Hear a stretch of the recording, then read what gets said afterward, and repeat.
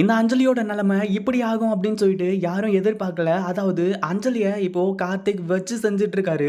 இதுல நல்ல விஷயமும் இருக்கு, கெட்ட விஷயமும் இருக்கு அப்படின்னே சொல்லலாம். அதாவது என்னாச்சு அப்படின்னு பார்த்தீங்கன்னா, தீச்சட்டி எடுக்க போறேன் அப்படின்ற மாரி சொல்லி இந்த அஞ்சலி இங்க வந்திருந்தா. எப்படியாச்சும் வந்து போனா கார்த்திக்கோட மனச ஈஸியா மாத்திடலாம்னு சொல்லிட்டு.